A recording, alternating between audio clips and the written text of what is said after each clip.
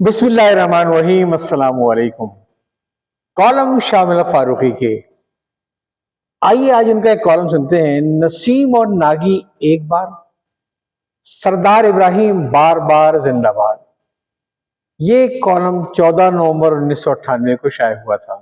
لکھتے ہیں، شہید پروفیسر ڈاکٹر عبدالستار ناگی، خدا کرے مجھے یہ نام صحیح معلوم ہو، کوئٹہ کے بولان میڈیکل کالج میں سرجری کے پروفیسر، گورنمنٹ اسپتال کوئٹہ میں سرجن اور مریضوں میں انتہائی ہردل عزیز تھے۔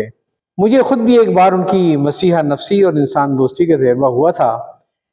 1981 کے اواخر میں ڈاکٹر صاحب کو ان کے ایک شاگرد نے، جو میڈیکل کالج کے فائنل کا طالب علم تھا اور کسی قبائلی سردار کا بیٹا تھا، گولی مار کر شہید کر دیا، کیونکہ وہ ڈاکٹر صاحب کے پرچے میں فیل ہو گیا تھا۔ ڈاکٹر صاحب نے اسے پاس کرنے سے انکار کر دیا تھا۔ قاتل کو فوجی عدالت نے پھانسی کی سزا سنائی۔ پھر یہ خبر بڑی مشہور ہوئی، جو غالباً کسی اخبار میں بھی آئی تھی، کہ متعدد قبائل کے سرداروں نے ایک وقت کی شکل میں بلوچستان کے گورنر جنرل ریٹائرڈ رحیم الدین خان سے قاتل کی سزائے موت پانے کے لیے درخواست کی، دباؤ ڈالا، لیکن گورنر نے درخواست مسترد کر دی۔ آخر اٹھتے اٹھتے ایک سردار نے کہا، اگر لاش گری تو ایک نہیں بہت سی لاشیں گریں گی۔ جنرل رحیم الدین نے، جو سرداروں کو رخصت کرنے کے لیے کھڑے ہو چکے تھے، برجستہ جواب دیا، آپ لوگوں کو جتنی لاشوں کی ضرورت ہو، پھانسی والے دن جیل کے پھاٹک پر اتنی ہی چارپائیاں لیتے آئیے گا، آپ کو گن کر چارپائیوں کی تعداد کے حساب سے لاشیں مل جائیں گی۔ آخر وحشت اور درندگی کے جذبات ٹھنڈے پڑے اور تاریخ معینہ کو صرف قاتل کی لاش پھانسی سے اتار کر ورثاء کے حوالے کی گئی۔ امتحانات میں نقل پر اعتراض کرنے والے نگرانوں کو اذیت دینا آج کل کے معاشرے میں کوئی نئی بات نہیں ہے۔ انہیں دھمکیاں دی جاتی ہیں، زد و کوب کیا جاتا ہے، اور مصیبت یہ ہے کہ انہیں کسی قسم کا کوئی تحفظ بھی نہیں ملتا ہے۔ اس لعنت سے کوئی بھی تعلیمی ادارہ مستثنیٰ نہیں ہے۔ کراچی کے ایک موقر انگریزی روزنامے میں حیدرآباد سندھ کے ایک وقائع نگار نے اپنے گزشتہ مضمون میں سندھ میں گورنر راج کے نفاذ کی حمایت کرتے ہوئے تعلیمی اداروں کی زبوحالی کی چند مثالیں دیں۔ چند دنوں پہلے سندھ یونیورسٹی کے رجسٹرار کے بیٹے کو اس جرم میں مارا پیٹا گیا کہ اس کے باپ نے LLB سال اول کے ایک طالب علم کو، جو امتحان میں فیل ہو گیا تھا، پاس کرنے سے انکار کر دیا تھا۔ تصور کیے، پاس ہونے کے بعد یہ صاحب قانون کے محافظ یا شارح بننے کی آس لگائے بیٹھے ہیں۔ اسی طرح زیڈ بھٹو ہاسٹل کے ایک محافظ کو اپنے فرائض انجام دینے پر پیٹا گیا۔ اس سے پہلے اسی یونیورسٹی کے ایک رجسٹرار نے بیزار ہو کر اپنے عہدے سے استعفیٰ دے دیا تھا، کیونکہ اس نے بھی غیر قانونی مطالبات ماننے سے انکار کیا۔ اس کے جرم کی سزا اس کے بیٹے کو جسمانی طور پر دی گئی تھی۔ ستم ظریفی یہ ہے کہ سندھ یونیورسٹی کے کیمپس میں غنڈہ گردی کے واقعات سے یونیورسٹی کے وائس چانسلر یعنی سندھ کے گورنر بھی ناواقف نہیں ہیں۔ گزشتہ کنوکیشن میں وائس چانسلر ڈاکٹر نذیر اے مغل صاحب نے بغیر کسی لاگ لپٹ کے سارے واقعات اپنی تقریر میں گورنر کو سنا دیے، لیکن خاک اثر نہیں ہوا۔ وقائع نگار پر امید ہے کہ شاید اب گورنر راج نافذ ہونے کے بعد حالات کچھ سدھر جائے۔ یہ تو مار پیٹ کے معمولی سے واقعات تھے۔ اس وقت ہم بات کر رہے ہیں قتل جیسے سنگین معاملے کی۔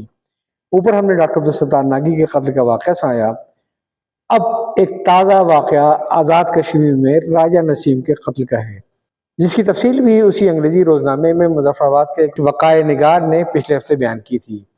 آزاد کشمیر کی جغرافیائی انتظامی حیثیت یہ ہے کہ اس کا پورا رقبہ 5134 مربع میٹر ہے اور اس کی مجموعی آبادی صرف 28 لاکھ افراد پر مشتمل ہے۔ لیکن اس رقبے اور آبادی کے لیے انتظامیہ کا عالم یہ ہے کہ یہاں پولیس کا 1 IG، 4 DIG، 7 SSP، متعدد DSP، ASP اور ان گنت ماتحت عملہ موجود ہے۔ متعدد commissioner, deputy commissioner, assistant commissioner وغیرہ ان کے علاوہ ہے، لیکن ان سب کی مجموعی کارکردگی یہ ہے کہ یہ لوگ اپنی جگہ اور روز افزوں جرائم اپنی جگہ۔ راجہ نسیم ایک سابق فوجی اور مظفرآباد کے ضلع پردانہ کے انٹر کالج کے وائس پرنسپل تھے، ان کا بھی تعلق اسی قصبے سے تھا اور اپنے تعلیمی ادارے میں وہ کسی قسم کی بدنظمی برداشت نہیں کرتے تھے۔ گزشتہ مہینے آزاد کشمیر یونیورسٹی نے راولاکوٹ میں لڑکوں کے ڈگری کالج میں بی اے اور بی ایس سی کے ہونے والے امتحانات کی نگرانی کرنے کے لیے راجہ نسیم کو سپرنٹینڈنٹ مقرر کیا تھا۔ 22 ستمبر کو پرچہ ختم ہونے کے بعد جب عملہ امتحانی کاپیاں جمع کر رہا تھا تو زاہد مشتاق اور آصف حنیف کی رہنمائی میں چند نوجوانوں کا ایک گروہ ہال میں داخل ہوا اور عملے سے کاپیاں چھین کر بھاگ گیا۔ زاہد مشتاق بی ایس سی اور آصف حنیف بی اے کا امتحان دے رہے تھے۔ یہ دونوں کئی روز سے راجہ نسیم اور دوسرے عملے کو دھمکیاں دے رہے تھے کہ انہیں نقل کی یاد دی جائے، لیکن انہیں کوئی کامیابی نہیں ہو رہی تھی۔ جب کاپیاں لے کر بھاگنے کا واقعہ پیش آیا تو یونیورسٹی کے کنٹرولر امتحانات پروفیسر خضر حیات بھی راولاکوٹ کے امتحانی مرکز کے معائنے کے لیے وہیں موجود تھے۔ اگرچہ انہیں خود بھی اطلاع مل چکی تھی، لیکن راجہ نسیم نے بھی ان کی خدمت میں تحریری رپورٹ پیش کی، جس کے آخر میں انہوں نے لکھا: میں اللہ تعالیٰ کے سامنے عہد کرتا ہوں کہ اپنی آخری سانس تک کسی فریب کاری کی اجازت نہیں دوں گا۔ وقائع نگار کے مطابق پولیس والوں میں ہمت نہیں تھی کہ وہ ان لڑکوں کو پرچہ ختم ہونے کے بعد امتحان ہال میں داخل ہونے سے روک سکتے، کیونکہ زاہد مشتاق میرپور کے ڈی آئی جی پولیس کے ایڈمن افسر کا بیٹا تھا اور آصف حنیف کا باپ ایک مجسٹریٹ ہے۔ ان رشتوں کی نشاندہی بھی راجہ نسیم نے اپنی رپورٹ میں یہ کہتے ہوئے کر دی تھی کہ پولیس تماشائی بنی سب کچھ دیکھ رہی تھی۔ راجہ نسیم کی رپورٹ کے باوجود بھی نہ پولیس نے اس کی حفاظت میں دلچسپی لی، نہ کنٹرولر امتحانات نے، کیونکہ ان کا تعلق بھی مشتبہ افراد کے قبیلے ہی سے تھا۔ ایک عجیب بات یہ بھی ہے کہ زاہد مشتاق پر گزشتہ سال نقل کرنے کے الزام میں 5 سال تک کسی امتحان میں شریک نہ ہونے کی پابندی لگا دی گئی تھی۔ اس پابندی کو صرف کنٹرولر امتحانات ہی ہٹا سکتا تھا۔ یہ بات قابل ذکر ہے کہ جسٹس سید منظور حسین گیلانی نے، جنہیں وائس چانسلر کے اضافی فرائض بھی تفویض کیے گئے تھے، پروفیسر خضر حیات کو کنٹرولر کے عہدے سے یہ کہہ کر خارج کر دیا تھا کہ اس عہدے پر ان کی موجودگی سے یونیورسٹی کا اعتبار مجروح ہو رہا ہے۔ بہرحال آزاد کشمیر کے صدر محترم سردار محمد ابراہیم خان نے، جو خود بھی خضر حیات کے ہم قبیلہ ہے، انہیں دوبارہ کنٹرولر کے عہدے پر بحال کر دیا، اور عہدے پر بحال ہوتے ہی خضر حیات نے پہلا کام یہ کیا کہ زاہد مشتاق پر سے پابندی اٹھا لی۔ اس طرح وہ 1998 کے امتحانات میں شریک ہو گیا۔ بہرحال راجہ نسیم کی شکایت پر پولیس نے رپورٹ درج کر لی، ملزموں کو گرفتار کر کے گھروں کی تلاشی لی گئی۔ ملزمان کی دیدہ دلیری کی انتہا تھی کہ ان کے گھروں سے امتحانی کاپیاں برآمد ہو گئیں۔ تاہم اسی شام ملزموں کو ضمانت پر رہا کر دیا گیا۔ ساتھ ہی پروفیسر پر مقدمہ لینے کے لیے دباؤ پڑنا شروع ہو گیا، لیکن ان کے رویے میں کوئی تبدیلی نہیں آئی، یہاں تک کہ 20 اکتوبر کو ان کی عارضی رہائش گاہ پر انہیں چھرا مار کر شہید کر دیا گیا۔ وقائع نگار کے مطابق اس واقعے میں ملزمان کو جتنی رعایت مل رہی ہے، اس کا سب سے بڑا سبب قبائلی عصبیت ہے۔